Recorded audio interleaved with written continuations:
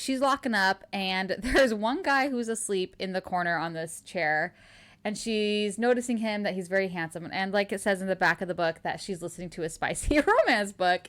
She's trying to wake him up, and before he kind of comes to and smiles and shows that he's awake, her audiobook starts playing, and it's at a very steamy part, and so she has to hurry and pause it, and then he starts teasing her about it. He's like, wait, I want to know what he was gonna do. I know, what was the Duke gonna do? Where was he gonna place his hand? And so it's so funny.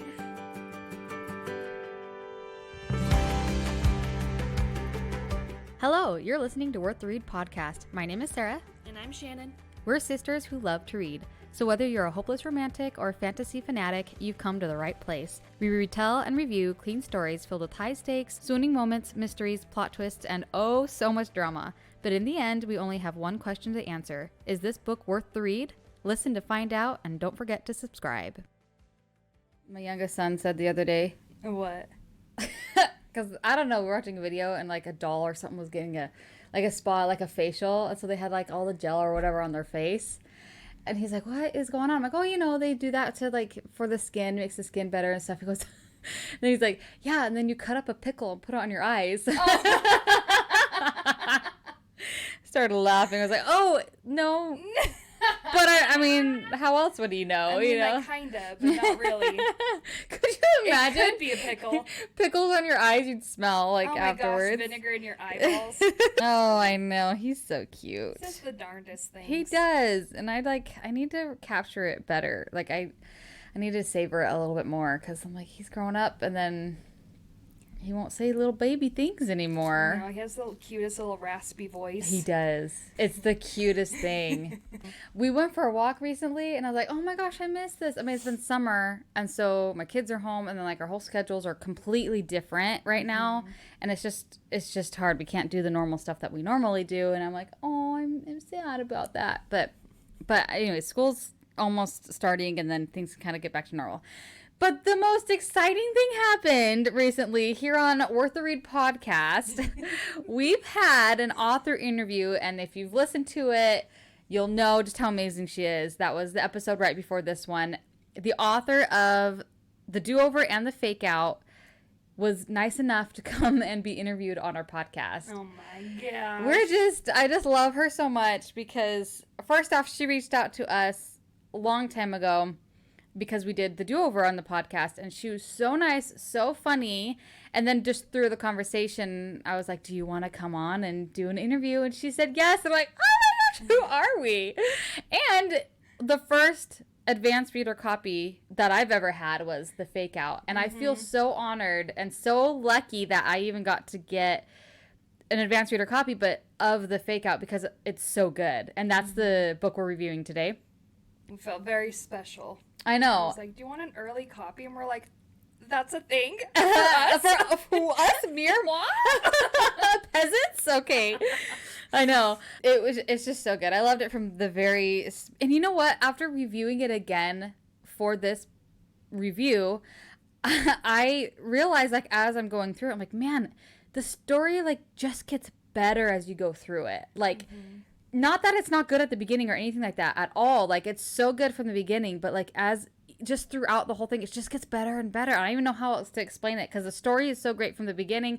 Her writing's so great from the beginning, but you just love it more and more as you continue reading. Maybe that's the best way to say it, but I just love it. It's hilarious. Oh, you know what? I need to get the back of the book. Yeah. Well, you can tell everybody about your car. No, I don't want to tell anybody now. Ah! Were you excited to share that? Yeah. Okay. Shannon's bummed that I'm going too fast, and she didn't get the chance to tell everybody. You're not even going to update anybody on your life? For me, it's been... The people want to know. Do they? Do they? Really? I mean, the greatest thing that's happened to me is I feel like I've had food poisoning last night, so that's wonderful. That's the greatest thing? Yeah. The most exciting thing. Otherwise, I'm trying to survive here because my children are home, and I'm just trying to hold on for dear life. I'm trying to kill you every day. They're in a phase where they just are constantly bickering with each other, and I'm about to lose it. I told my husband last night, I'm like, I feel like I'm about to snap.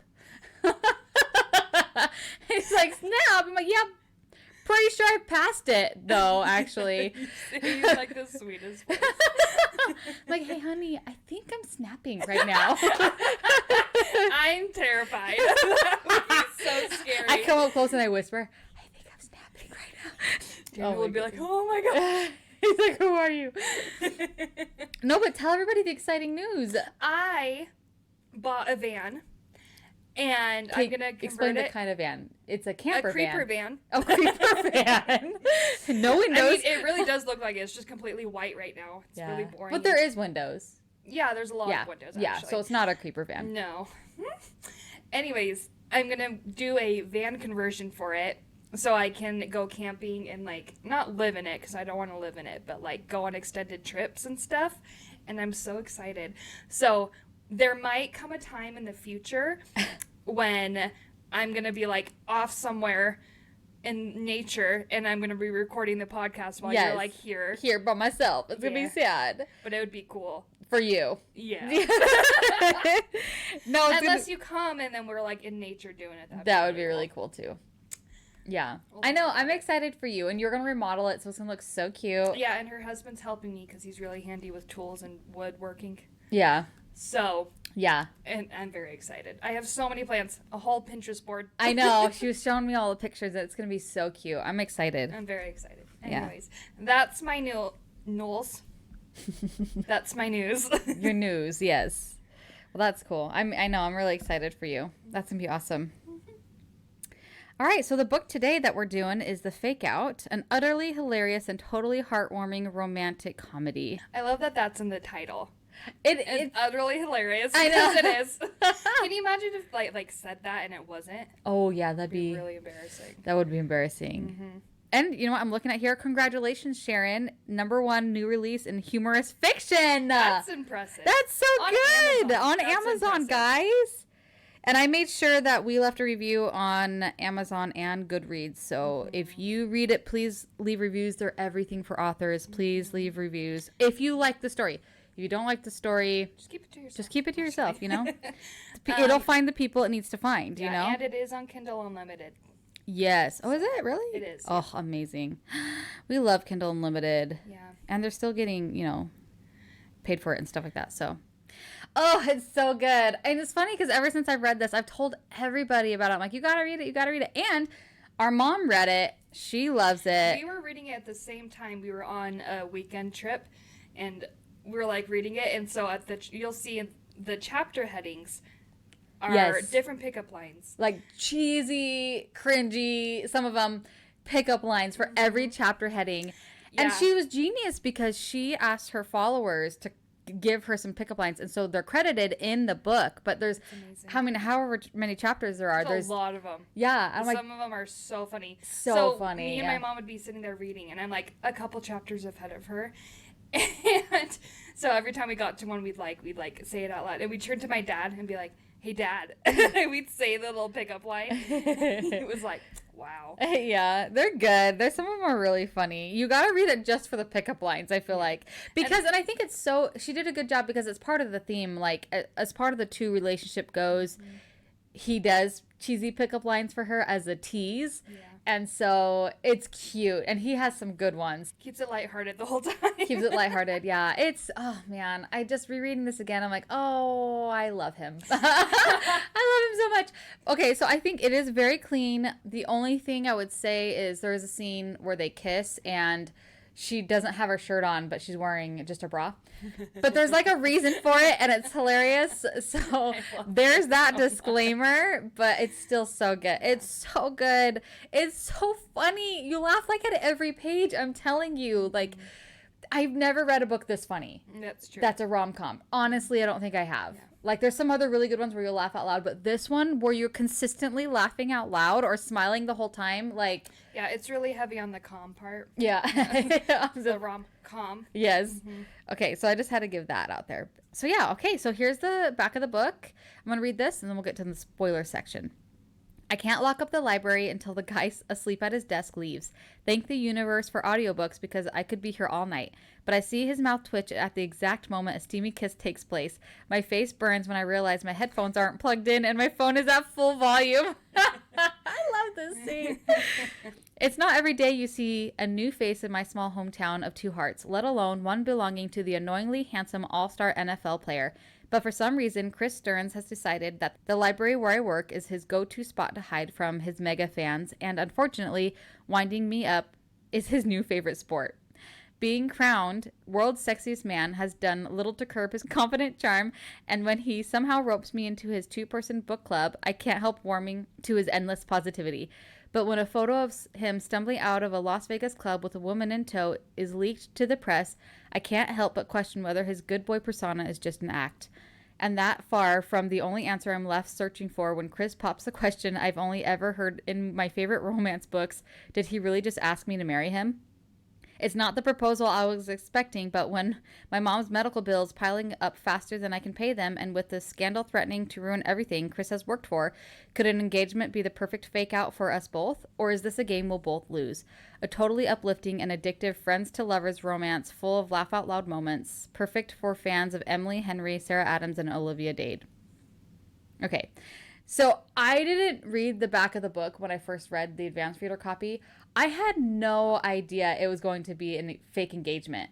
No idea. So when I got there, I was like, are you kidding me? But it's like a little bit of foreshadowing in like 2 scenes before it happens. And I was like, Mom, I know what's going to happen. Oh, I didn't see it coming. Well, maybe I did. I can't remember. But it was, anyways. When we get there. Okay, so we're going to the spoiler section now. So if you haven't read it yet and you want to read it before you listen to us, go read it and come back to us so we can talk about it. All right. So we start in the library with May. And she is the only worker at this library because her budget has been slashed significantly, and so she's doing everything, but she loves her job. So she's there, she's locking up, and there's one guy who's asleep in the corner on this chair, and she's noticing him, that he's very handsome, and like it says in the back of the book that she's listening to a spicy romance book. She's trying to wake him up, and before he kind of comes to and smiles and shows that he's awake, her audiobook starts playing, and it's at a very steamy part, and so she has to hurry and pause it, and then he starts teasing her about it.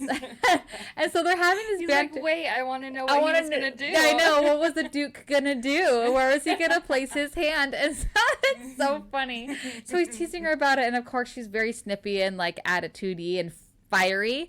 And so he's teasing her, and she's like trying not to react to how handsome he is. So eventually she kicks him out, and before she's able to shut the door, he's like, I think I have an idea of where he's going to place his hand. And so anyways, she locks up, and it's so cute.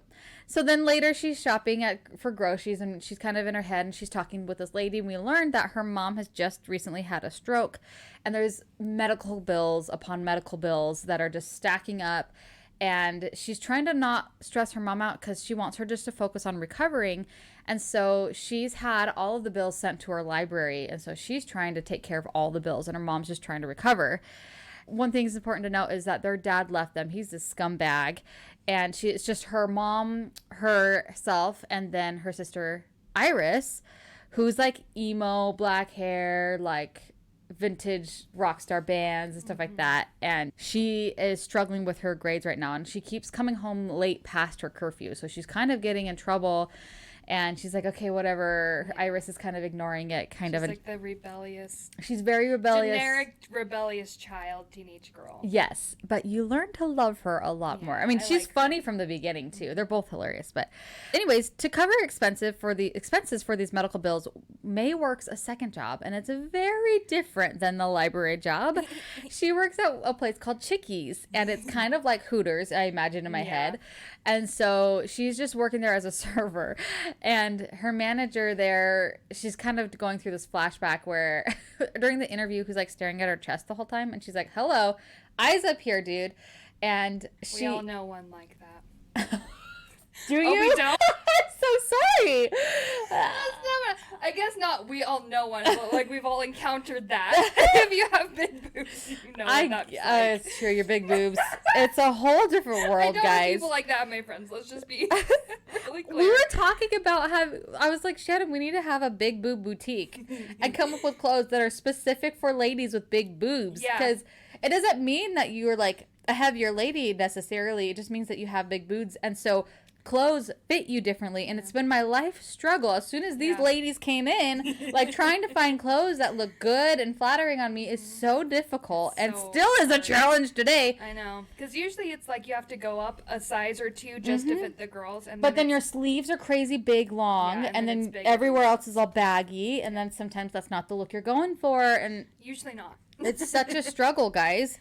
It is. So one day we'll come out with the big boob boutique. It's hard to say. So maybe we will do it. But you just found a store that's really great, right? What's it called? Torrid. Yeah. So I didn't know about Torrid. I just got a bra that actually fit. That's hard to come by. Yeah, it is magical. I said, give me 2. Yeah. I don't care how much they are. And they were on sale. So. Oh, thank you, Torrid. Okay, back to the story. So. Sponsor us. Torrid, sponsor us here. Please send us some bras. All right.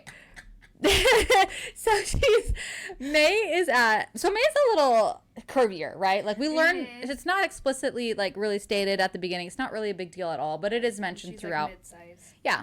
Fantastic. We love it. We love realistic ladies.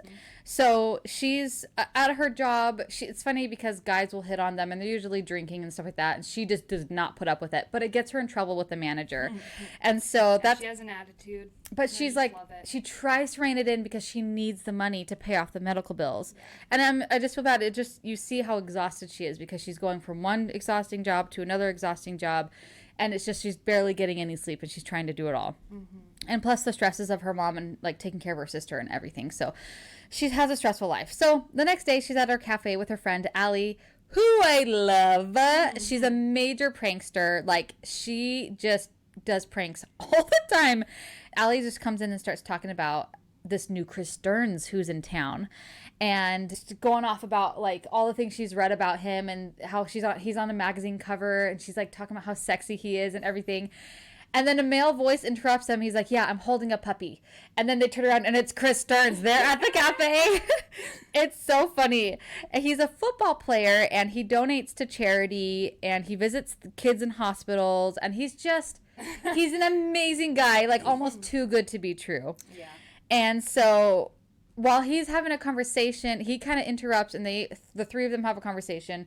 Also, Peter comes in and he's the mayor of the town who also is May's ex. They dated for like 2 years and he's just a very selfish person. We don't like him. Yes. And he kind of introduces Chris like their old best friend. So you're wondering like, how do they know each other and stuff like that? He's the one who slashed the library's budget in half.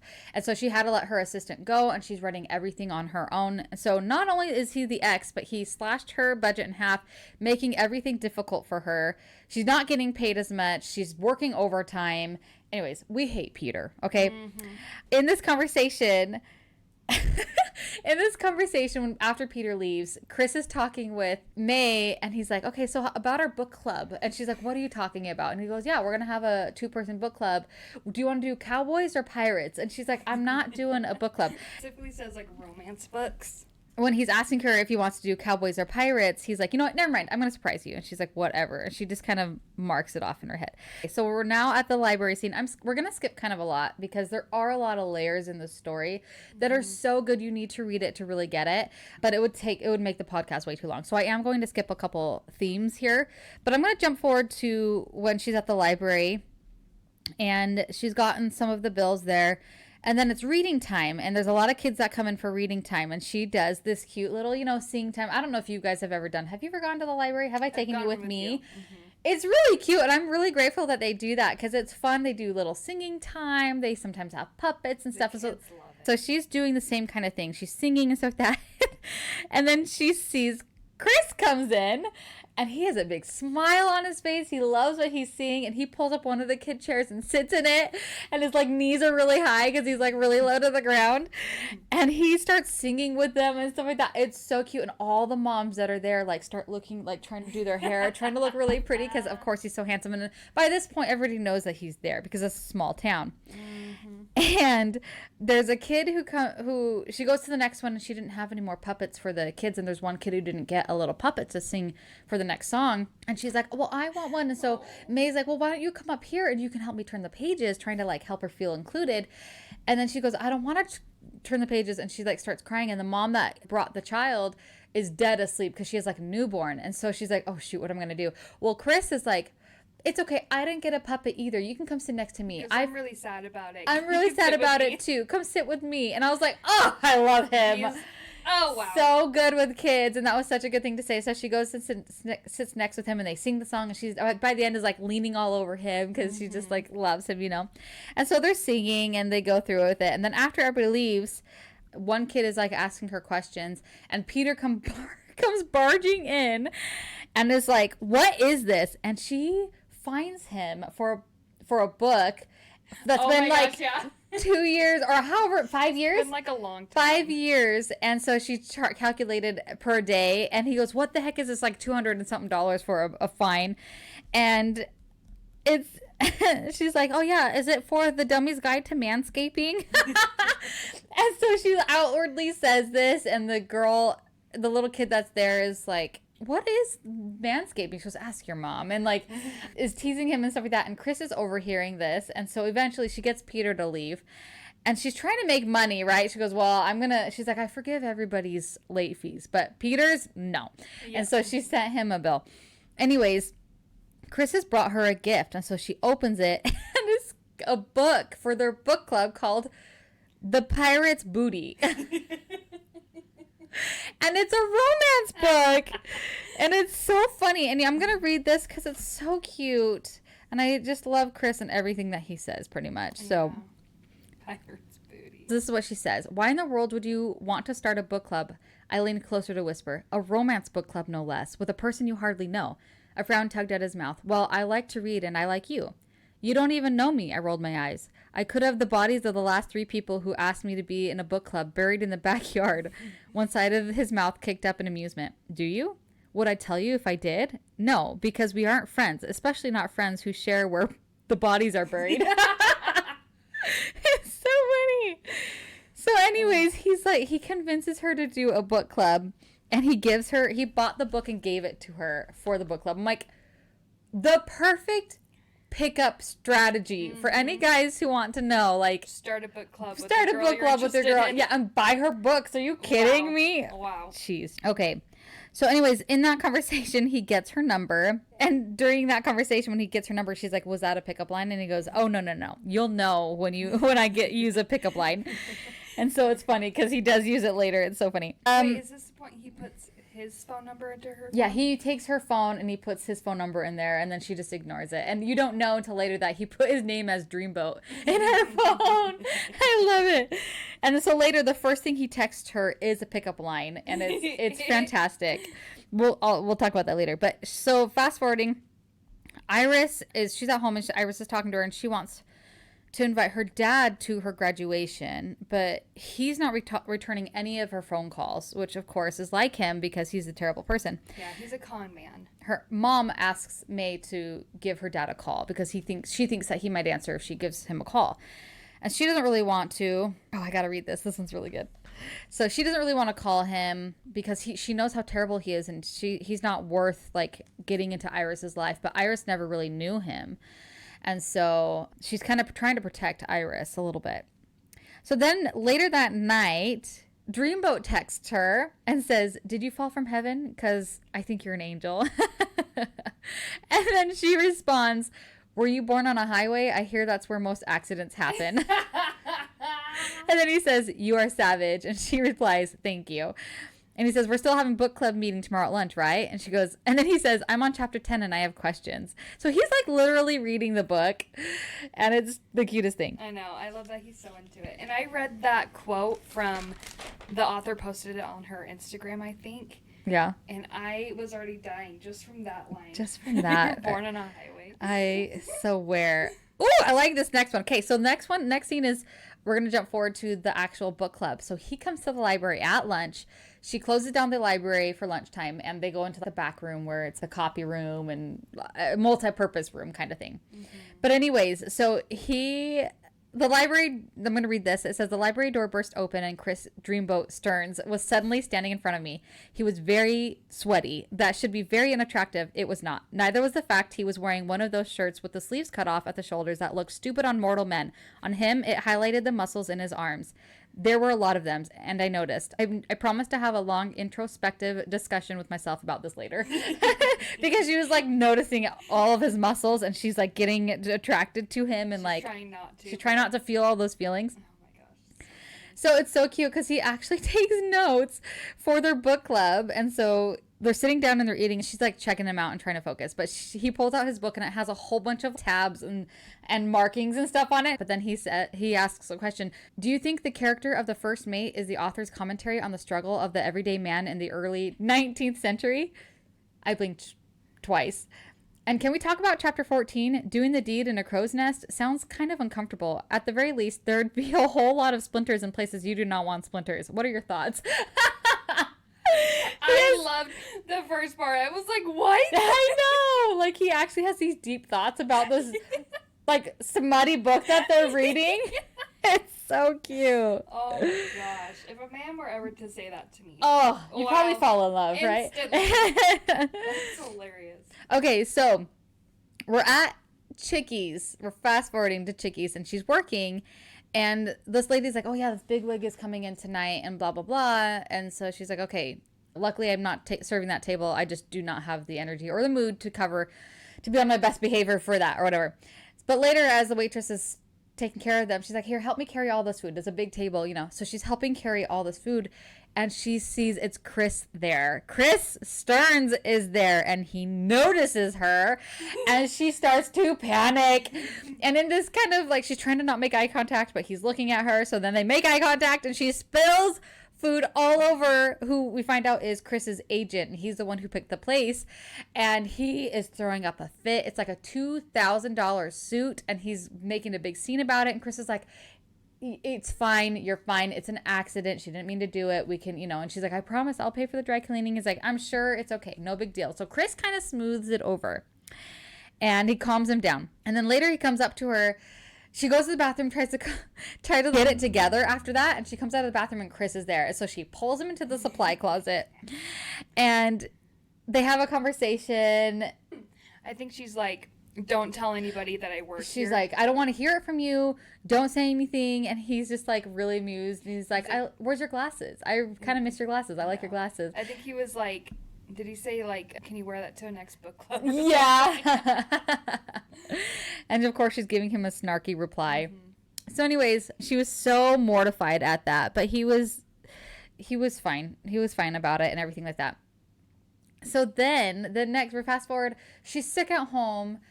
And so she's been texting Chris and stuff like that. And then he shows up at her house and she's like, how did you find out where I live? Are you stalking me? Like, you're being kind of creepy. And he goes, your friend told me that you were sick and weren't feeling good. And he comes bringing soup. Oh my gosh. And then her friend, I'm just quoting your friend who says like, you're a monster when you're sick, essentially, something like that. And so she doesn't want to come check on you, but she wanted me to come check on you. So here's some soup. And it's funny because he's like, please take this. Can I come in? She goes, no, but I'll take the soup. She takes the soup and he's like, okay. And he turns around and he does this big scene where he's pretending to be really, he's like Charlie Brown. His head tilts over and he's walking all sad and he looks over his shoulder and he kicks a rock and then he keeps walking all so slowly. And she goes, oh my gosh, fine, come in. And he's like all excited. He runs in. And she goes, does that work most? He goes, yeah, it usually works most times for me. And she goes, you're so dramatic. So anyways. Just picture that so perfectly. And he's like looking around and she's like, hey, this isn't a fancy, we're not millionaires or anything like that. So like, I don't want to hear it, you know. And he's like, there's so many rabbits in here. And it's because of her grandma collected rabbit like figurines and things like that. And he's like, why do you have duct tape on your dishwasher? That's not supposed to be there. She goes, yes, it is, because that's the only way to keep it shut. Of course, it works. And so they have like a little argument. And they're sitting on the couch, and he's just kind of looking around, and they're having a conversation. She's eating. And before she knows it, she's hearing voices of, like, her mom and her sister. And she's like, I'm taking so many pictures. I'm going to put this on Instagram. And he's like, please don't do that. Like, please don't. And then she wakes up realizing she fell asleep on him, and her mom and her sister came home. And so That's like one of my favorite tropes, when like the main girl falls asleep. on the guy. Yeah. And they're like unintentionally cuddling. And it's really, really cute. This scene was really cute. And he meets her sister and her mom, and it's so perfect. I love this scene so much. Then she goes to bed, and then when she wakes up like at 2 a.m, she notices that the dishwasher was fixed. It's so cute. I know. It's just a little thing, guys. Like, just, he's taking care of her. Take the initiative. Uh-huh. Okay, I don't know how we find out. Again, these are terrible notes. I shouldn't be doing. You should have done these. So we find out later. We said Allie is like a prankster, right? Well, we find out later because May told Allie that Peter's trying to cut her budget again. He's already cut it significantly, but he's wanting to cut it again, and he's trying to get the council to vote on it. And she's like, I'm barely getting by as it is, and you're wanting to cut it again. And she already hates Peter, right? And Allie also hates Peter. So Allie, being the prankster that she is, she signs Peter up for a magazine subscription called Girls and Corpses. And anyways, I can even just imagine what's in there. Oh my! It like goes to his like mayor office. Yes, and so his assistant or his secretary like freaks out, and he finds out. He's like, "Tell her to stop, unsubscribe me." Anyways, so then Allie tells May about an article that she found about Chris, and it's Chris in the pictures. He's like kind of leading her into a room, and the video says, "Come on, I'll take care of you," and they go into a room. Yeah, and so it looks really, really bad. Yeah. And so like in Vegas drinking. So May gets kind of disappointed because she's like, "Oh man, he was seeming like this really great guy. He was too good to be true. Too good to be true. I knew it. Yeah." And you find in her point of view, were you just gonna say that, like you can see that she doesn't believe in happily ever after. She's had a very crummy life. Life is pretty crummy. And she's like, that's why we read, because we want the happily ever after. But it's not real. She doesn't believe in love because she saw her mom and dad, and her dad's terrible. Yeah, and he left them, and he's ended up in prison several times and has done a lot of terrible crimes and stuff like that. And her mom has struggled all these years, and so she has no hope in that kind of life or anything like that. And then to have this happen, she was like, oh, yeah, well, I shouldn't have gotten any inkling of hope because, this just proved it right here. Well, at their second book club, they're talking about the book and how in there is a trope, a marriage of convenience, which I think we've talked about. You love marriages of convenience, right? I do. But especially in Regency times. Yeah. But that's what I was going to say. That's the foreshadow. Because he was like, he stops her and was like, what's a marriage of convenience? And then she's like, well, they both need to be married for whatever reason, and it works in both of their favors. So they just get married convenience, and they're not in love or anything. It's just like they're helping each other. And usually in stories, it turns into them falling in love. Yeah, that's kind of the whole point. And I was But yeah, go ahead. I was reading in the car, and I was like, Mom, I know what's going to happen. And she's like, what, really? And I was like, yep, I know what's going to happen. And because he was like, because he stopped distracted. He was like, what is that? And so she explains it, and then he was just like literally just sitting there. You could see he was just thinking, not paying attention to the book anymore. Yeah. And she's like, we don't have to do this right now. We can do it later. And he was like, you don't mind? And then he like packs up really quick and just leaves, and she's like, that was weird. Yeah. And so that's I was it. Like, yep, he's going to go talk to somebody about a marriage of convenience. For whatever reason, we don't know kind of all that's into it yet, but yeah. I knew it was coming. So great. So now we're going to fast forward to when she's working at Chickies again. And she overhears in the locker room, because they change into their outfits and stuff like that, one of her coworkers is talking to her ex, and she's like, she needs $500 and he's not paying his child support and all this stuff. She's struggling.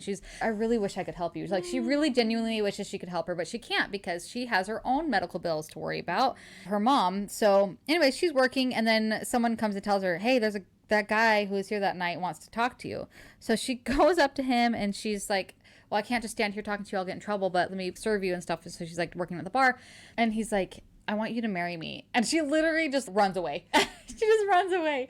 And then he tells one of the workers to come find her and say, hey, I'll just wait for you when your shift is done. And so she's like, tells the worker, she goes, tell him that I'm going to be here really late. So she goes and tells him, and then she comes back with a message from him saying, I have nothing better to do. So I'll just wait till you're done. And then she goes to give another message. She goes, just go talk to him yourself. I said, this isn't school. Like, go talk to him, be an adult about it. So she ends up ignoring him until she's done with her shift. It's like 1 a.m.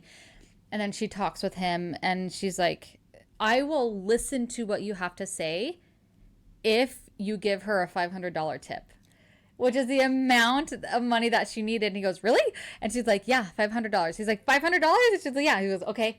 So he gives her a tip of $500. Amazing. I know. So great. So great to have lots of money. So he gives her the tip, and then she's like, okay, I'll listen to what you have to say. And so they end up on the back of his truck, and they're just talking. And I think this is where... I did love that scene where, so he has like a lifted truck or whatever, it has the tail down, he gets up easily and she's like stubborn and won't let him help her up, and she can't get up. It's hilarious. So eventually she's like, I'm just gonna stand. Yeah, I'm just gonna stand. He ends up like just lifting her and she goes, what did she say? She's like, I shouldn't be impressed by that, but I am. You know. Anyway, so in this conversation that they're having together, he explains the whole scenario that happened in that article. He was in Vegas with his friends. He was mad at his friends because of how drunk they got and everything. And then all these girls were there and things like that. And one of the girls that was around was his sister. And so he took his sister in, and we find out his sister's kind of struggling. Like, there's a lot that's going on in her own personal life. She lives on her own. She has a kid. And she wound up being there, and so he's like, and she was drunk, and so he was like, let me take care of you, like literally just trying to take care of her and get her out of that situation. And it looks bad, but he's like, I don't want to come out and explain it because I don't want to put my sister's name out there. I don't want to run her through all this. She's already struggling as it is. I want to keep her anonymous, you know? And so I'm taking the brunt of it, which is fine, but it's not helping me because he donates a lot of money. He's like the spokesperson for his charities, and now it's causing problems with that. And he wants to keep that because it's like the Children's Hospital Foundation. So we learn about the reason why he's connected to this charity and doing the work with the hospital. He works with a research facility and he donates to them regularly because we found out too, because he's just so amazing. After he retires from playing football, he wants to go to medical school and help in researching because his sister has had HLHS, which stands for hypoplastic left heart syndrome. And so she's had this heart condition, and it's impacted his whole family and his sister significantly. And so he's been interested in that, and he wants to learn more about it, and he wants to kind of help the cause, you know. And so it's very important to him, and having this news article circulating around isn't helping him help the research progress and things like that. So it's very important to him, and he's thinking that if he came up with a proposal, it could shift the attention to him being engaged, and it could bring things to light in a positive way. And so he wants to be fake engaged with her. And she's like, absolutely not. This is absurd. I don't even know you. Why do you even want to talk? Like, I don't even get it. And he goes, you remind me of my sisters. Like, they don't put up with me. They don't care if I'm famous or anything like that. And you are the same way. Like, it's really a fresh breath. Refreshing. It's refreshing. Fresh. I don't know what I was trying to say. Breath of fresh air. Yeah. It's a breath of fresh air. And so he really, really likes it. And that's what's drawn him to her in the first place. And then she's like, no, absolutely not. And he's like, okay, that's fine. And so then she's walking away and goes, oh, and if you were to agree to do it, it comes with $100,000. And so she's like, goes home, can't sleep at all. And at 2 a.m., she finds her mom in the kitchen, and she's upset because she found out about the medical bills. One of the medical bills came in, and it's like for $7,000. She goes, I don't know why I wasn't thinking about that, but where are the other medical bills? And she's like, well, Mom, don't worry about it. She's like, Mom, don't worry about it. She goes, no, I know you're keeping this from me. And I know you shouldn't have this responsibility. You shouldn't be taking this all on. Like, you shouldn't be keeping this from me, you know? And so she goes back into her room, and it's like 3 a.m. and she texts Dreamboat, and just all she says is yes. And then all he says in response is, thank you. So that leads us to when they are signing a contract, because they have to sign a contract for this whole thing. So Doug, who is his agent, who we hate, is not for this. And he's trying to talk him out of it. And he's saying snarky things about May and how she looks and things like that. Because May even says, like, you could have anybody for this, you know, and goes, no, but I want you. I want you to do this with me. And Doug is like agreeing and saying inappropriate things, kind of like rude things. In this contract, it says she can no longer work at Chickies. And she's like, well, I need that money. Like, I can't just not work there. And goes, I'll pay you in advance for those weeks that you'll be off. And she's like, okay. And in there's also a PDA clause where they have to pretend like they're actually in love. And so she's like, okay, so like, what are you talking about? Their publicist named Piper is also there. And she's talking about the PDA clause. And she's like, you know, like holding hands, hugging, kissing, you know, all that stuff. She's like, okay. Like she's trying not to hyperventilate. So then she signs it. And it's a small town, so people gossip about her and Chris being together. And that night she has her first date with Chris. And so they go to their first date and they go to this taco truck. And he's never been there, but she's been there. Oh, every time we talk about food, I get so hungry. I'm so hungry. We always do this in the morning and I haven't eaten yet. Anyways, so they're at a taco truck. And she's like, whoa, you can't start eating yet. You have to try these new sauces. And there's 3 different kinds of sauces. And he's like, okay. For every sauce I try, we get to ask each other a question, right? And so they try it. They ask each other a question, and it's kind of spicy, and then it gets spicier, and then it gets so spicy. He's like crying, and she's like barely tearing up, like because she goes there all the time. And he's like, how are you? How's your face looking like that? Like, how are you able to eat this and not like melt down? I feel like I'm gonna die. And so it's so funny, but he never ends up asking the last question. That's important because it comes up later. So now because Peter's trying to cut her library budget even more, she calls a committee to help save the library, and they come up with the idea to have a fundraiser. And so they're kind of coming up with ideas of what to do for this fundraiser. Well, they have a second date, and Chris takes her to, I'm jumping forward. They have a second date, and Chris takes her to a bookstore to pick out their second book for their book club. I'm telling you guys, if you want any date ideas, this is fantastic. And the owner of the shop was like, oh, she knows Chris. Yeah, he's like, Chris is in here all the time. So she talks about Chris about it. And she's like, so you're in here all the time? He goes, well, I mostly come in so I can ask her questions about you because she used to work there. Mm-hmm. So he's like learning more about her. I know. It's just so romantic. I love it.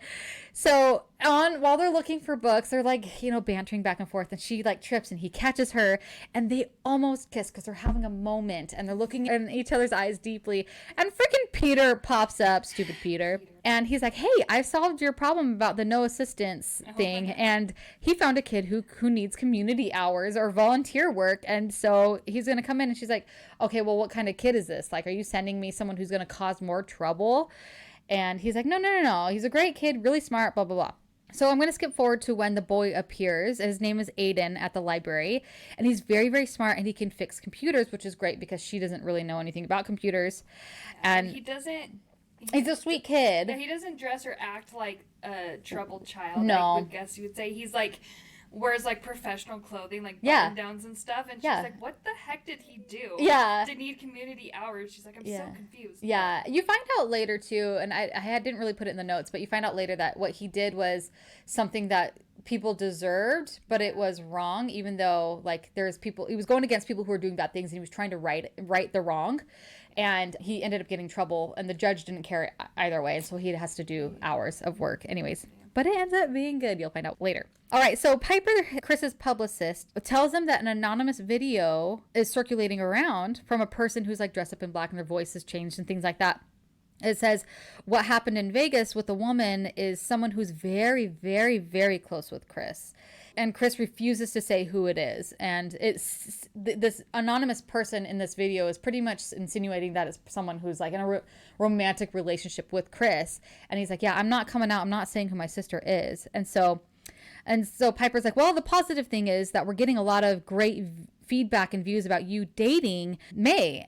But we're going to need to announce your engagement pretty soon. And so you need to announce it with your family over the weekend. And so they're going to have to do a weekend trip. So he's like, well, how are we going to do this? Anyways, well, we have a plane that we're allowed to use. So they plan to go up with their family that weekend. And she's like kind of freaking out. That night, because they're going to kind of announce the engagement, he goes and asks her mom to marry him before they go on a date. And from permission, and then they go on a date. So she's like, what did she say? And he's like, well, she says it's really fast, but she trusts your decision. So if you're up for it, then she supports you, you know. And she's like, oh, that was actually really sweet, you know. So May doesn't know, but he's taking her to a staged proposal that Piper kind of arranged. And so he goes up and there's like twinkling lights everywhere. It's in this gazebo, and it's really cute. And there's this beautiful opal ring. And so anyways, we don't hear about the proposal or anything like that, but we do know that it was staged for a proposal, and Piper's there is taking picture on her phone pretty much.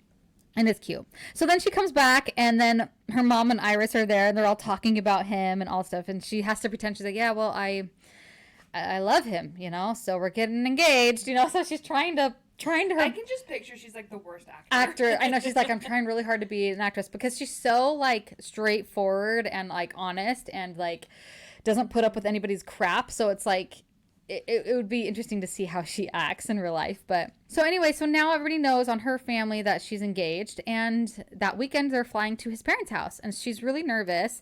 And as soon as we get there, you just are gonna love his family. They're fantastic. So they get there, and their mom is there, and she's like, okay, Chris, go with your sister. I'm kicking you out. I need to talk with me. So they sit at the table and they're talking, and she, in this conversation, talk about how I want you just to relax. Chris has told me about how busy you are and how much you work, and you're trying to take care of your mom, and also I want you just to relax. Like, don't worry about trying to put on a presentation for us. We take everybody as they are. That's our motto. Like, you come, we love you as you are. Margot is his mom's name. When they're having a conversation at the table, this is what his mom says. Don't mind me, I'm just so excited. I've prayed for a woman to come along who would get a hold of Chris, but the right woman, one who will appreciate his heart instead of the football and the fame and all of that. That kind of stuff doesn't last. And then May says, to be honest, you hardly know me. And then Margot continues, I know my boy. You know, he called that very first day he met you and told me about the pretty librarian who yelled at him. He did? Sure did. I've heard the way he talks about you, and now I've seen the way he looks at you. I know. I just love when the guy falls in love with the girl first. Oh, and then she says, how does he look at me? Aggie said that. Like, you're his favorite thing in the whole world. Oh my gosh. I know. It's so sweet. Oh my gosh. The first day he met her at the library, he called his mom and told her about her. Cute. Oh my gosh, I know. So May's like, wait, that's before this contract and all that stuff. So that her wheels are turning. She's like, okay. Keep it together. His sisters are they have a personality. We love them. Oh, they're so bold and just wonderful. Let me find a quote about. So here it is. So this is when his youngest sister takes May for a little walk without anybody else being around. So she says, but you should know we love that big idiot a lot. He's the best brother. He paid for all of Betsy's school, helps out Ellie, and set aside a college fund for Aggie. He bought this house for my parents, and even though none of them think I know, having this heart is expensive, even with insurance. He pays for all that too. But it isn't the money stuff. He takes care of all of us, little quiet things that nobody thinks of. So then May's thinking in her head, my heart squeezed at the fierce, tender way she spoke of her brother. She says, you all are lucky to have him. And then his sister continues, you're right, and you have him now too, so please hear me loud and clear. If you hurt him in any way, we will find you, and then they won't find you. Such a good threat. Uh-huh. She says, did you just... And then her sister says, threaten you? Sure did, but don't worry, we'll make it a quick death. Then she says, come on, let's go eat some ice cream and watch a movie. So great. Their personalities are just wonderful. Oh my gosh. I love them. So you can see he loves his family so much. He's such a kind heart, and his sisters love him too. And so they're like, hey, listen, we see he's bringing you here. He doesn't bring girls here ever, not like you. And so we know this is a thing, but like, don't hurt him. We love him. You know, we're very protective of him. And then, so good. Okay. So now I'm fast forwarding, and they're having a lake day. Oh Shannon, it's coming to the best stuff ever. So then it's a lake day. And so on this lake day, they're getting in their swimsuits and stuff. And Chris, of course, doesn't have a shirt on. And she is just like... for the first time? No. Shirtless? Oh, yeah, shirtless for the first time. She's seen his arms, but she hasn't seen... Okay. So she's reflecting on how amazing he looks on the outside and how he's so amazing on the inside. And so she's like... trying to keep it together. after they have this whole day, they have like a lake house there. After they have this lake day and they're playing and stuff like that, she goes inside the house and she gets changed out of her swimsuit. And then Chris comes in. He's like, okay, you ready? And she goes, yeah, let me just grab the stuff. And it's really tight because it's a small lake house. And so they're trying to open the door to get out and it's locked. And they're like, why can't we open it? So Chris tries to open it. He can't open it. And goes, I think this is my sister's pulling a prank on us. He's just, yeah, set this up. And she goes, well, we can just call somebody. I don't think so. And he's like, she goes, where's my phone? He goes, well, where'd you put it? And she's like, it was in my bag. I goes, rookie mistake. Shouldn't have put it there. Anybody could have grabbed it there. And she goes, you should have told me. She goes, where's your phone? He goes, a locked safe in the car dashboard. And she's like, great. Now we have both no way to communicate. And we're like, he goes, well, might as well get comfortable. Let's go lay down for the night and go to bed. And so they're locked in this house the whole night. Can't get out. It's kind of hot. And so they're trying to survive, and the bed is like a full-size bed. And she so put pool noodles in between them because she's like, if we're going to be in the same bed, we're going to have boundaries. Yeah, so she put like a pile of pool noodles, and he's like, we'd have more room if you just got rid of those stupid pool noodles. Oh, it's one of my favorite things. And at night, they talk a little bit while they're laying in bed, talk about how they don't like lying to their families. And in this conversation, you can tell that Chris is struggling. Like, he is struggling because he wants this to be real so bad. And she's like, well, we got to, follow the contract. And I don't know how we're going to get out of it once the contract is up. And so she's thinking logistically about all these things. And he's just like slowly, just like barely hanging on. Because in that conversation too, he's like, well, what if, and he like puts hair behind her ear and like is looking at her and all gently she goes, what if what? And he goes, nothing. And he's just like, what if it wasn't fake, It's so good. So anyway, she can't sleep. She's like stressing out. She gets up to go pee and then she goes lay back down and he's like, oh my gosh, stop moving. And she goes, I'm sorry, I can't sleep because I usually have this routine and then I have my weighted blanket and all this stuff. And so he throws all the pool noodles off of the bed and then he just like lays kind of like on her and she goes, oh my gosh, what are you doing? And he goes, just go to sleep. He's like, relax. And then he's like, I'm being your weighted blanket.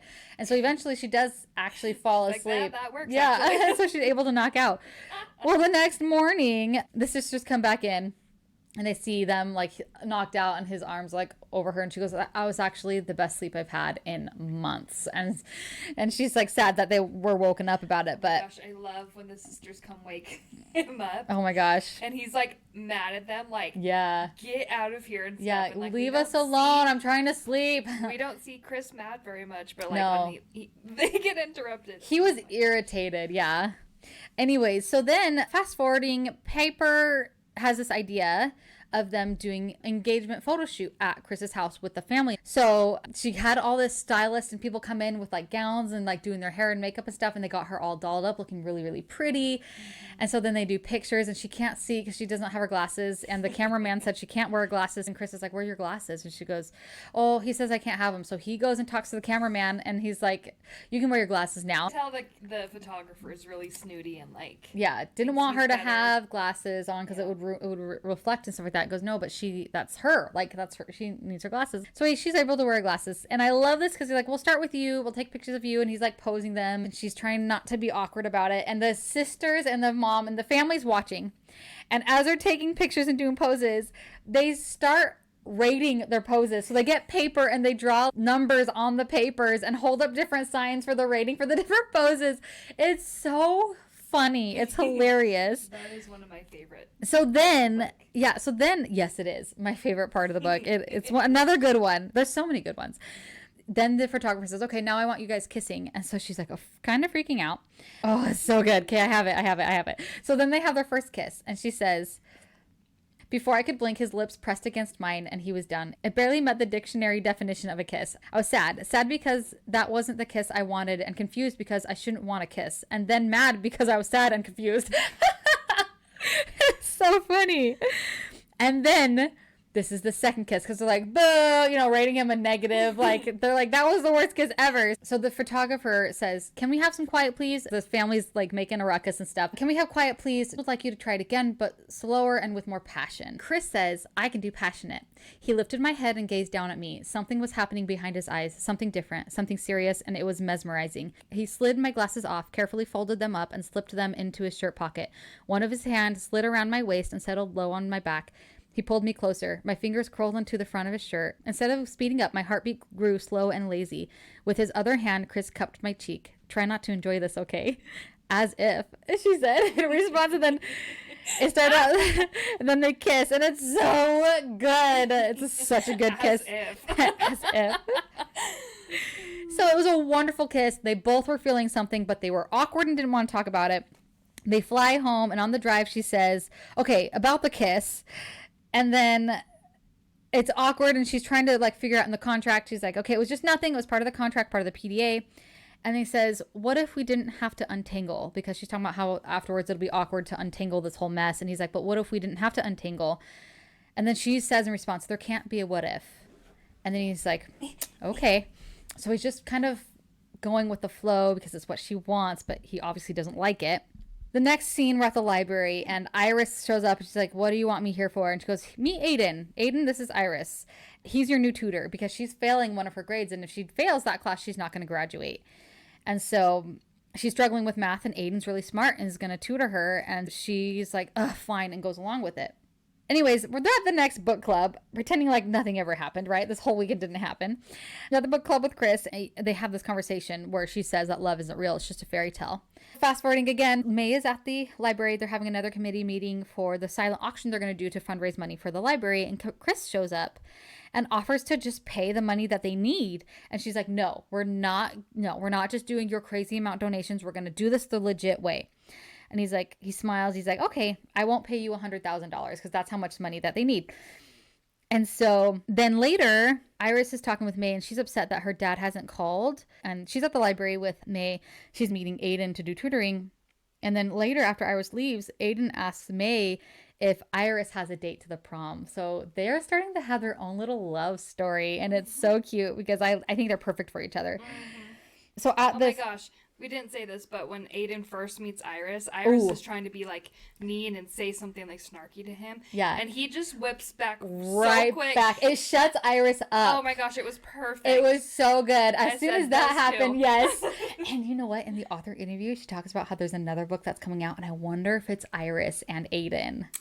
I don't know. Because we know Allie. We know Allie's going to have her own book. I think it's going to be Ellie. Oh. And I'll tell you why at Ellie's the end. Oh, okay. Yeah. But could we also have an Iris though, Sharon? Like, I know, could you? Just like a little mini short story. Oh, a novella. That'd be great. Yeah, Anything for us, please. We would so eat it up. We just love their story. Okay. So, anyways, where was I? Oh, Peter shows up and he's like, "Hey, I got the check.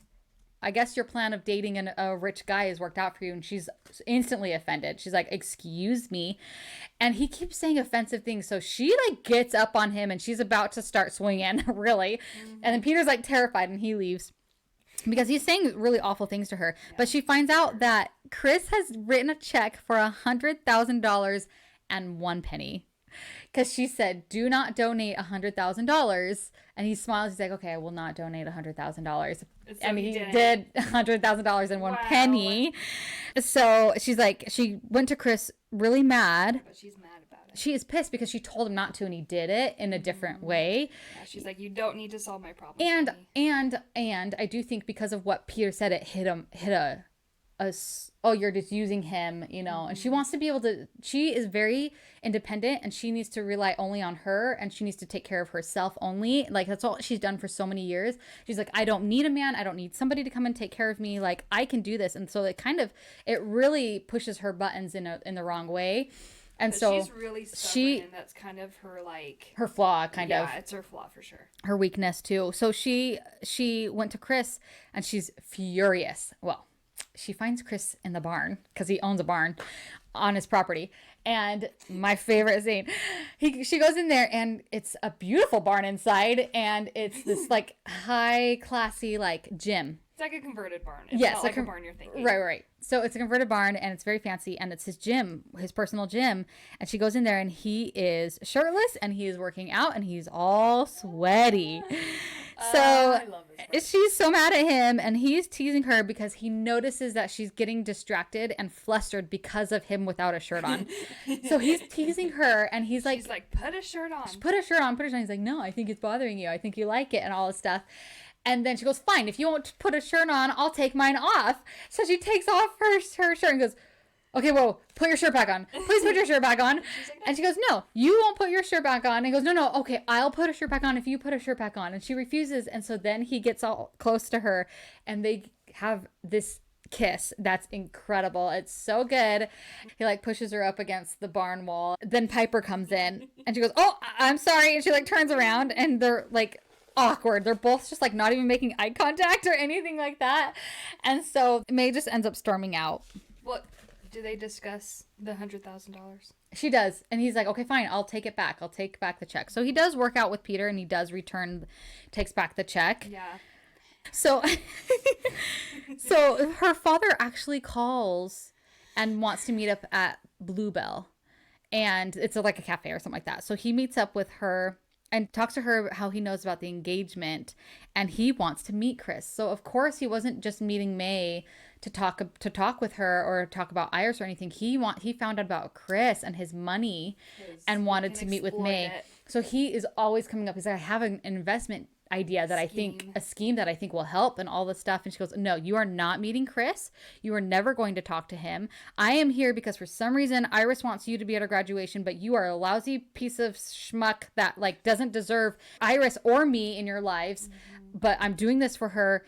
She wants you to be there. And he gets distracted by looking at this other woman. He's like, yeah, okay, I'll be there. And he gets up and leaves. She goes, you don't even know when it is. And he walks away. I mean, that just kind of shows you how awful of a person he is. So on our way home from the cafe, there's a storm coming in because she had to drive out of town to go meet him. There's a storm coming in and her tire gets flat. So she pulls over. She's trying to fix it, can't fix it. So she calls Chris and he comes to fix it. And the whole time she's just so angry and upset about her dad and like kind of everything else that's happening right now. And so she's trying to get the last bolt off of the wheel and she can't do it. So Chris comes and he's like, wants to help her, but she can't. Just let me help you. Just let me help you. And she's not. So he stands back and he waits a minute while he's watching her struggle.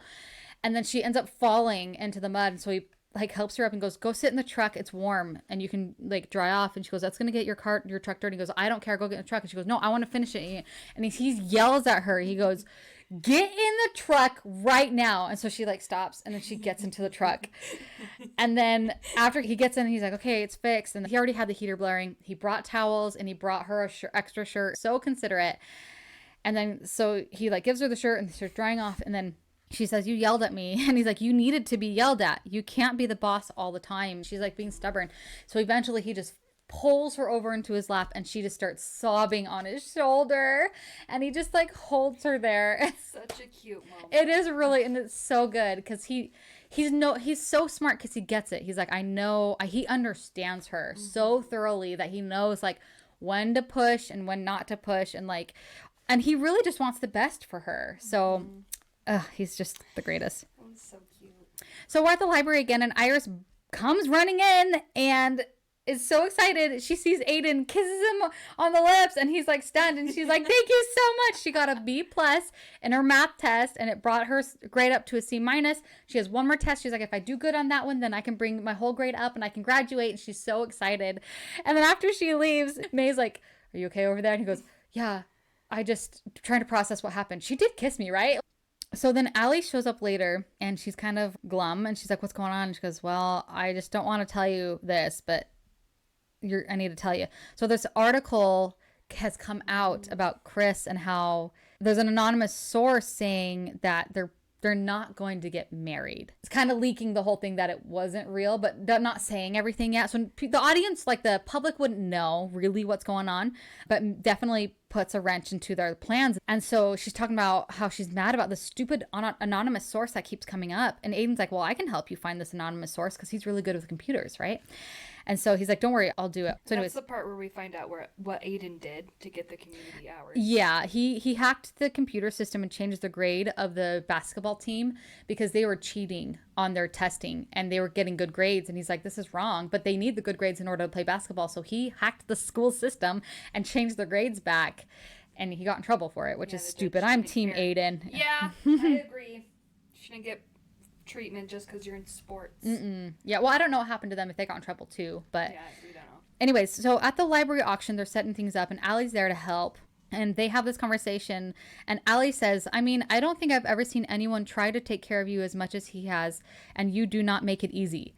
Yeah. She says, what? And Allie says, don't give me that look. Do you know how hard it is to be your friend sometimes? You never call me for help. It's always the other way around. You take care of your mom and your sister at the library and probably a whole passel of woodland creatures I don't know about because you're just that good. Who takes care of you? So she kind of is calling her out on it too. She's doing this fundraiser thing and there's not a lot of people there. There's like no one showing up. She goes, what is going on? And she's texting Chris because Chris isn't there either. And Allie found out that Peter threw this free pizza. Is it free pizza? Like discounted pizza the same time as their auction to get people to the pizza cafe place instead of going to the auction. And so Allie's like, don't worry, I'm on it. We find out later that she spread a rumor that there's mice in the kitchen. And so people fled the scene and came to the auction, which is great.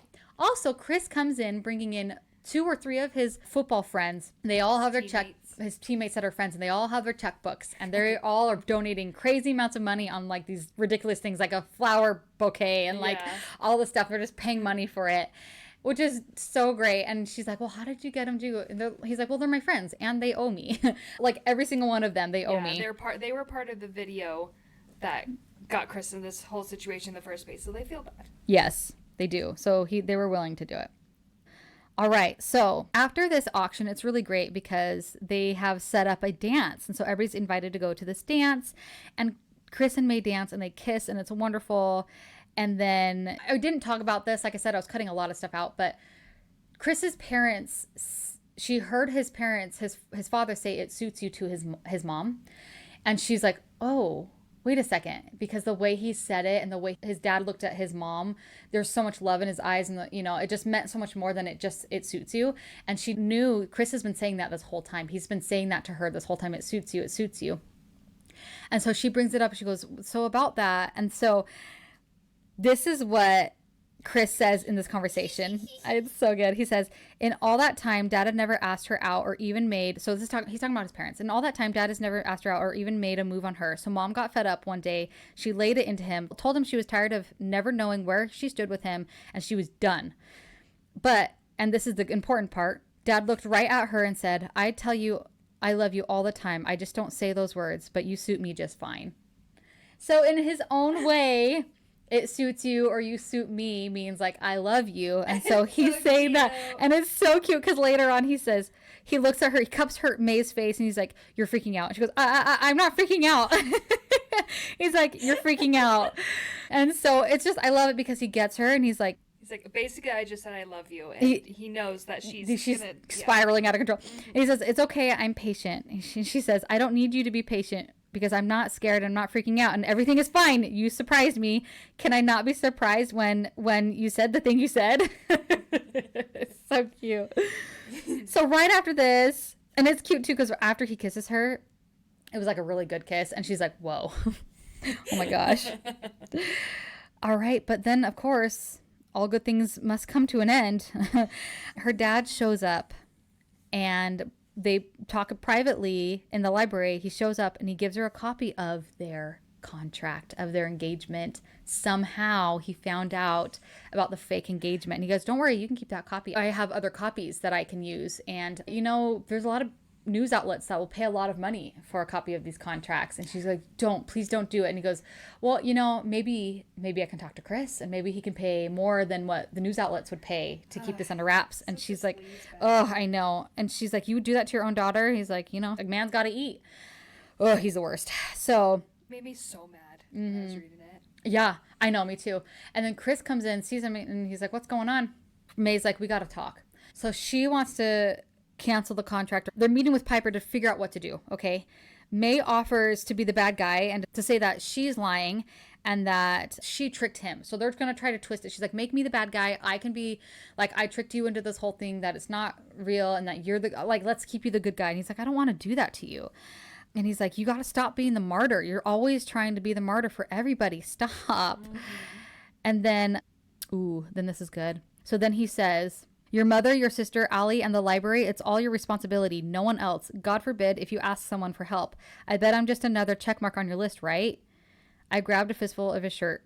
Why is that wrong? You're supposed to take care of the people you love, you idiot. too late. I realized what I just implied. Chris's smile was pure satisfaction, and I felt it in my toes. Oh, Sprinkles, I heard it. You can't take it back. You heard nothing, I snapped. Shut up, he said about 2 seconds before his mouth was on mine. So cute. So cute. And then he does confess his love for her. He says, Okay, this is the way I like you best. Just kissed. But I also like you best when you're sarcastic or when you don't let me get away with anything and when you scrunch up your nose because you're annoyed at me. Chris. No, wait, listen to me. I worked my ass off to play football. I've worked hard at being a good son and brother, and I've worked hard to help those kids in the hospital. I've worked hard to be a man of integrity. I've worked hard my whole life, and it paid off. I've always thought no one could outwork me. He turned to me, his face earnest and so beloved I felt my eyes grow hot with tears. Until I met this librarian in a random small town who works circles around me. The craziest part, no matter how hard she works, it's never enough. But she never gives up. It's humbling. I am humbled by you. I am amazed every day by your tenacity and perseverance. I am in awe of how fiercely you love people. I want to be one of those people. I know. I want to be able to take care of you and sometimes, but not because you need someone to take care of you, but because I want to, because that's what we do when we love someone. So they confess their love to each other. Is there more? Yeah, you like how... Oh, I like It's okay. We're going to skip yeah. it. So I'm going to fast forward. They just finally confess their love. And he's like, you know what? Don't say anything. Don't talk to your father.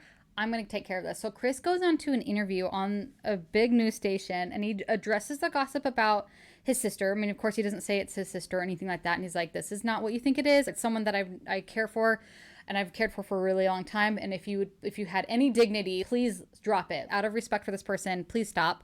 It's not what you think is what happened. And then he's like, it's affecting my work that I do at the Children's Heart Fund.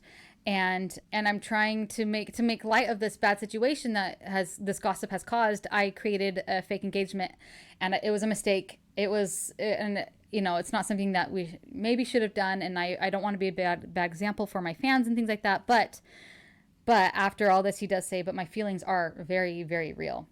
And so then he texts her right after the interview and he says that he's on his way over.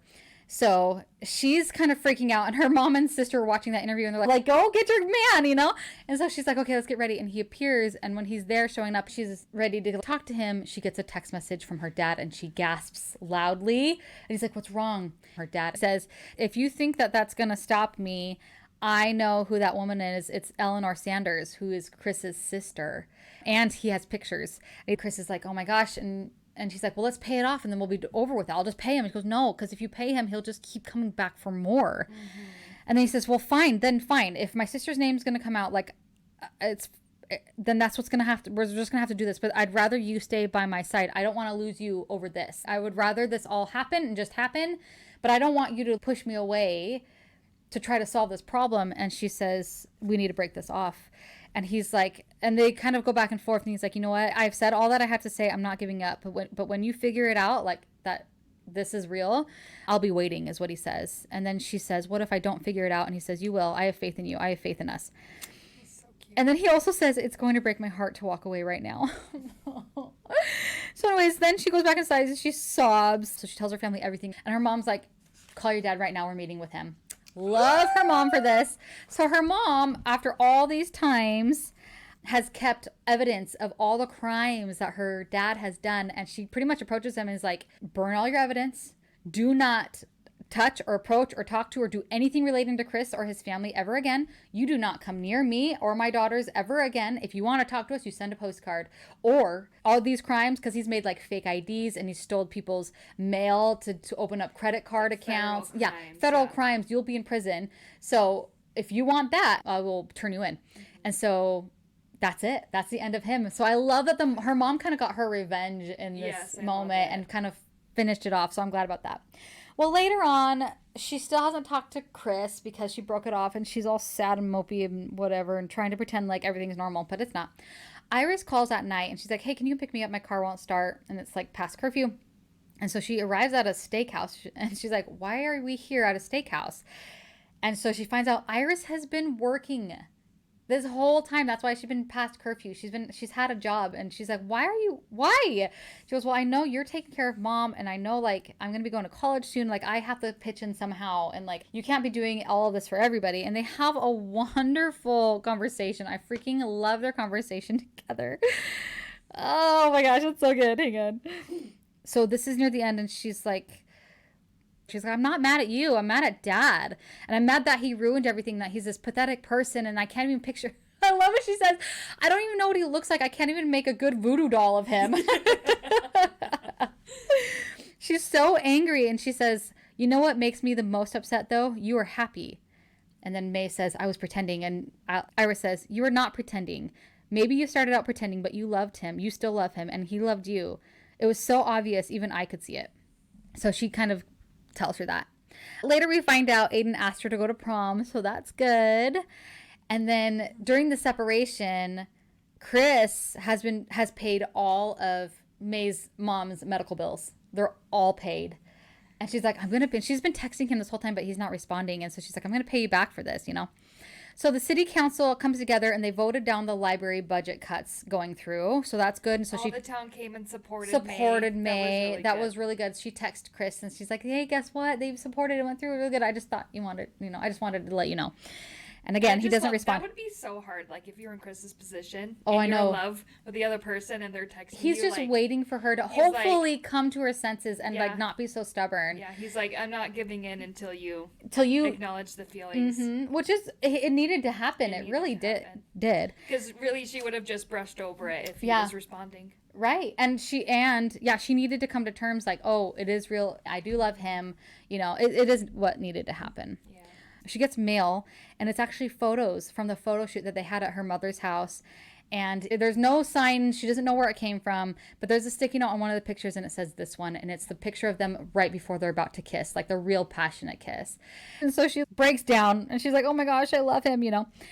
Has this aha moment. Yes, she does. Aiden comes in, figured out who the anonymous leak was this whole time for all of those stories circulating about Chris and about their family. It was Doug, the agent. I knew it, actually. I knew I did. I thought it was Peter. Oh, really? Because he's really close. You know what? Yeah. I thought that would have made sense. Yeah, I thought it was Doug because he didn't like her. From the beginning, I was speculating it was him. But once I heard it, I was like, that makes sense. Yeah, because he knew all the information. He had all the... Anyways. So she calls Piper. Piper is so pissed at Doug because they're supposed to be a team, right? May says, hey, you know what? Can you get me to the press conference? Because there's a game that's coming up for Chris and there's a press conference afterwards. And she's like, can you get me there? She goes, yes, I can. I can get you into the press conference. So the town comes together and pays for a ticket for her to fly to where this game was and the press conference and everything. So she arrives with Piper. They go into the press conference. Piper attacks Doug pretty much. And Chris is like, whoa, what's going on? News is everywhere. The cameras are there, everything. This is all happening. Is like, guys, can we take this into another room? So Piper's like, fine. She takes Doug into the other room. And we kind of hear, it's funny because May's like, I think I heard Doug say, ow, you punched me. So funny. And Piper sticks her head back out and she's like, I'm sorry, May, for ruining your moment. And then Chris is like, what? May? And he turns around and May's there and he's like, stunned. And then she's like, this is my grand gesture. And he's like, oh my gosh. She's like, let's go. And he grabs her to go. And then the news are like, wait, do you have a statement? And he goes, the game was good. Now I'm going to go and enjoy my grand gesture in private. Romantic gesture. I love it. In private. So then they go into their own room. And then I'm going to read the last part here. Okay, so you know how, and throughout the whole story, I didn't add this, but throughout the whole story, Chris has been texting her cute or cheesy, like, puns, pickup lines. When he goes to take her from the interview with all the media there, he takes her into like a supply closet and she pretty much just says everything. And she says, I love you. You're the only person I want to do ever after with. And then he's just kind of staring at her and he's like playing with her hair. And she says, I need you to say something. I'm kind of dying here. And he says, do you believe in love at first sight? Or should I walk by again? And she closed her eyes. You're going to torture me right now. And he gets closer and he says, if you were a chicken, you'd be impeccable. And she laughs. She says, this is my punishment. And he says, are you a time traveler? Because I can see you in my future. And then she says, I think you have to kiss me. And he says, is that so? She says, yes. That's what comes after the grand romantic gesture and a declaration of love. You don't want to disappoint people when we retell the story, do you? And he says, Sprinkles, the only person I'm worried about disappointing is you. She says, don't call me Sprinkles. And he says, you suit me just fine. So good. It's so good. All right, then. Okay, we gotta go. Oh, I'm getting chills. Oh my gosh. No, now we're at the epilogue. And in the epilogue, it's them sitting on the front porch of like this townhouse that he owns that's in the town that they live in and everything like that. And he brings up, he's like, remember our first date and how I had that one last question? And so it's when they had the tacos and they were having the taco sauce and all that stuff. And he got too hot. He couldn't ask his last question. Well, the last question he asks right now, and he proposes to her and asks her to marry him. It's just perfect. It's so Perfection. good. It's so good. I love it so much. Sharon, you're a genius. It's just You're amazing. incredible. You make us laugh. You make us swoon. You make us almost cry. I didn't cry in this one, but oh, it's so good. I'm so excited for the second one. Oh, about Allie? Are you kidding Yeah. me? 'Cause- Please make so an Sharon Iris. said that it's gonna be like Allie and her She's going to brother's best friend. friend Yes. are going on a road trip. Yes. So I'm excited to I see am so excited to what see that is all about. Yeah. And she has epilepsy. Yes. So that's going to be in that second book. I'm excited to see how that plays out.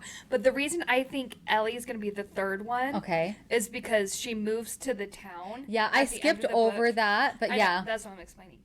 So she moves to the town at the end of it and she's going to like move there and stuff. So I am excited. I think it's going to be her Yeah. because it's like, why include that, you know? And she does need a comeback story, I think, because She she's been struggling does. so much and she's been really in a dark place. Yeah, she's not portrayed in the best light. Right. So it's Yeah, like, there's and- got to be a reason, you know? You would get kind of that more of that mystery, but that's a good Guess. yeah. And unless there's somebody introduced in the second book, then it might. That's be true. them, Could be so. them. Sharon, you've got lots of options. A of whole options. series. Yes. Okay, my butt hurts. All right, let's get to the voting or the rating. Sorry, the rating. Okay, plot. 5 out of 5. Yeah. 5 out of 5. Okay. Yeah, I'd say 2. There's nothing I would change about The the events. storyline is just so good. Yeah, and I was never bored. No. Like, it didn't feel like anything is missing. No. Okay. All right. Love story. 5 out of 5. 5 out of 5. I just love that it kind of flipped to the like grumpy sunshine trope on its head. It's usually the guy who's super grumpy, but the She girl's was grumpy, grumpy, yeah. and the guy's he's a golden retriever boyfriend, basically. so perfect. Yes. Yeah, so I good. loved it. Okay. 5 out of 5. Yeah. All right. Ending. Perfect. Perfection. 5 out of 5. Yeah. It's so good. It was done really It's well. just like I would not change a thing Everything about just it. wrapped up. So It just made you good. so happy at the end. Like you just feel so fulfilled. Yeah, really. It's so good. And I remember reading it because the end of the last chapter, I was like, that's it? And then I read the epilogue and I was like, okay. Don't you usually skip the epilogues? I do. You're crazy. But I it's a read good it. thing that you didn't I because did you read it. you do need this epilogue. I know, because that's why I was like, that's it? Yeah. I was like, It was good though. The closet it was scene. great. Like, It it was was you great. suit me just fine. I Are know, you but I kidding felt me? like it needed more. And so it just perfectly like wrapped Wrapped it it, up. a little bow. Yeah. So good. Sharon, thank you. Thank you so much. It's good. Guys, got to read this one. It's definitely worth the read. Oh, so cute. I love it. All right. Thank you guys so much for listening. Don't forget to follow us at Worth the Read Pod on Twitter, Instagram, and TikTok. And we'll see you next time when we review An Unlikely Plan by Laura Beers. And you can decide if it's worth the read. Bye. Bye.